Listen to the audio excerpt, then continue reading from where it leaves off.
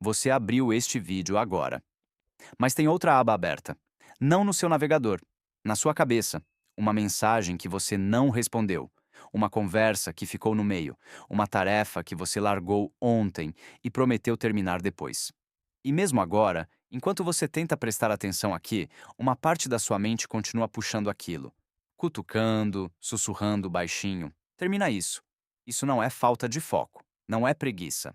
É um mecanismo antigo dentro do seu cérebro, descoberto quase por acidente, numa mesa de café, há quase 100 anos.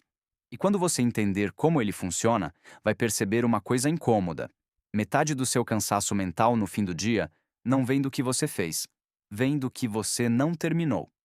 A história começa em Berlim, nos anos 1920. Um psicólogo chamado Kurt Lewin estava sentado num café lotado com seus alunos, e ele reparou em algo estranho no garçom. O homem carregava pedidos complicados de mesa em mesa, sem anotar nada, e nunca errava. Lembrava de tudo com uma precisão impressionante, até a conta ser paga. Porque no instante em que a mesa pagava e ia embora, se você perguntasse o que aquelas pessoas tinham pedido, o garçom não fazia ideia. A memória simplesmente desaparecia. Pense nisso por um segundo. A informação não sumiu porque era difícil. Ela sumiu porque a tarefa tinha terminado. Enquanto o pedido estava aberto, o cérebro do garçom o segurava com força. Assim que ele fechou, o cérebro soltou, como se apagasse um arquivo que não precisava mais. Uma aluna de Lewin ouviu essa observação e decidiu testar se aquilo era real. O nome dela era Bluma Zeigarnik, uma jovem psicóloga que viria a marcar a história da área. Em 1927, com apenas 26 anos, ela publicou o estudo que levaria seu nome para sempre. O título era simples: sobre tarefas terminadas e não terminadas. O experimento dela foi direto. Ela deu aos participantes uma sequência de tarefas pequenas para resolver, algo entre 18 e 22. Montar uma caixa, modelar argila, fazer continhas, enfiar contas num fio, coisas rápidas, mas tinha uma armadilha. No meio de metade dessas tarefas, ela interrompia a pessoa de propósito e mandava começar outra, sem deixar terminar a anterior. No fim, ela pedia que cada um lembrasse de tudo que tinha feito, e o resultado foi surpreendente. As pessoas lembravam das tarefas interrompidas cerca de 90% melhor do que das que tinham concluído em paz. As tarefas que ficaram pela metade gravaram fundo. As que foram terminadas evaporaram, exatamente como os pedidos do garçom. Esse é o efeito Zeigarnik, a ideia de que a sua mente prende com mais força aquilo que ficou incompleto. E à primeira vista parece a explicação perfeita para aquela sensação de inquietação. As tarefas abertas ficariam gritando na memória justamente porque você não as fechou. Mas aqui é onde a história fica mais interessante. Porque quando outros cientistas tentaram repetir o experimento de Zeigarnik ao longo das décadas, os resultados começaram a tremer. Já em 1938, os pesquisadores Hovland e Sears refizeram os testes e acharam evidências fracas, inconsistentes. Às vezes, o efeito de memória aparecia. Às vezes, simplesmente não aparecia. E em 2025, uma grande análise que juntou dezenas desses estudos chegou a uma conclusão desconfortável. Para a memória pura, não existe uma vantagem clara e confiável das tarefas inacabadas. Então, o efeito Zeigarnik, do jeito que a maioria conta, está meio errado. Seu cérebro não necessariamente lembra melhor do que ficou pela metade. Mas calma, porque essa mesma análise encontrou outra coisa. Algo que se repete teimosamente em quase todos os estudos, e que talvez seja ainda mais revelador sobre você. As pessoas não lembram mais das tarefas interrompidas, mas elas voltam para elas. Dada a menor chance, sem ninguém mandar, a pessoa retoma sozinha aquilo que deixou no meio. Esse impulso tem até outro nome, batizado em homenagem a outra pesquisadora do mesmo grupo, Maria Ovsiankina. E diferente do efeito de memória, esse impulso de retomar é robusto. Aparece de novo e de novo. Percebe a virada? O verdadeiro motor dentro de você nunca foi a lembrança. Foi a falta de fechamento. O seu cérebro não guarda a tarefa aberta na frente dos seus olhos. Ele faz algo pior. Ele recusa a soltar. Deixa aquilo rodando num canto, num motor que não desliga, gastando energia mesmo quando você jura que esqueceu. E foi exatamente isso que dois pesquisadores, Mazicampo e Baumeister, mostraram em 2011.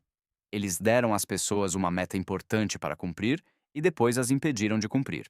Em seguida, pediram que fizessem algo totalmente diferente, como ler um texto. O que aconteceu foi claro. Quem tinha uma meta em aberto teve mais pensamentos invasivos durante a leitura. Se distraía mais, rendia menos. A tarefa inacabada vazava para dentro de tudo que vinha depois, sem permissão. Imagine seu cérebro como um navegador com abas demais abertas. Cada compromisso não resolvido, cada conversa pendente, cada decisão que você empurrou para frente é uma aba rodando em segundo plano.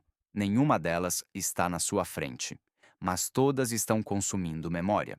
Por isso você termina um dia em que aparentemente não fez nada de tão pesado e mesmo assim se sente esgotado. Não foi o trabalho, foram as abas. Mas o estudo de Mazicampo e Baumeister não parou no problema. Eles encontraram a chave, e ela é quase ridícula de tão simples. Quando eles pediam que a pessoa fizesse um plano concreto de como terminaria a tarefa depois, apenas decidir os próximos passos, os pensamentos invasivos desapareciam, mesmo sem a tarefa ter sido feita de verdade. Era como se o cérebro aceitasse o plano como uma promessa boa o bastante e finalmente fechasse aquela aba.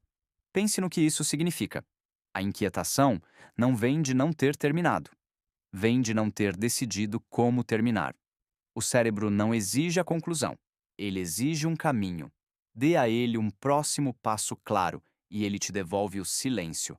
Agora olhe à sua volta com esse conhecimento e você vai começar a ver armadilhas em todo lugar. Aquela série que termina o episódio no pior momento possível. O continua na próxima. A barra de progresso que diz que seu perfil está 80% completo. A notificação vermelha em cima do aplicativo, o pequeno número que você não consegue deixar quieto. Nada disso é acidente. São lacunas abertas de propósito, projetadas para acionar exatamente esse impulso ancestral de fechar o que ficou aberto. A indústria inteira da sua atenção foi construída em cima do que acontecia naquele café em Berlim. E aqui está a parte que quase ninguém comenta. Esse mecanismo que te exaure é o mesmo que te mantém vivo. O impulso de não largar o inacabado é o que faz a humanidade construir catedrais que levam séculos, escrever livros que ninguém terá tempo de ler até o fim, perseguir metas que vão muito além de uma vida só. A mesma força que te tira o sono à noite é a força que te faz acordar e tentar de novo. O desconforto do incompleto é o preço de ser uma criatura que deseja. Os antigos sabiam fechar seus ciclos. Plantar, colher, caçar, voltar para casa. Tarefas com começo, meio e fim visíveis. Você vive num mundo onde quase nada fecha. O e-mail nunca termina. A lista nunca acaba. As mensagens não param de chegar. Você foi jogado num jogo que foi desenhado para nunca te dar a sensação de pronto. E talvez seja por isso que descansar ficou tão difícil. Seu cérebro está esperando um fechamento que o mundo moderno aprendeu a nunca entregar. Então, da próxima vez que aquela inquietação aparecer sem motivo, no meio da noite, no meio do nada, preste atenção. Não é loucura. É uma aba aberta pedindo um plano. Anote o próximo passo. Decida quando. E observe a sua mente, enfim, soltar. Mas tem uma última aba que você nunca vai conseguir fechar. Porque, no fundo, abaixo de todas as outras, existe uma tarefa que segue inacabada desde o dia em que você nasceu. A maior pergunta sem resposta. O maior projeto sem entrega. Essa tarefa é você. E essa, nenhum plano vai terminar hoje.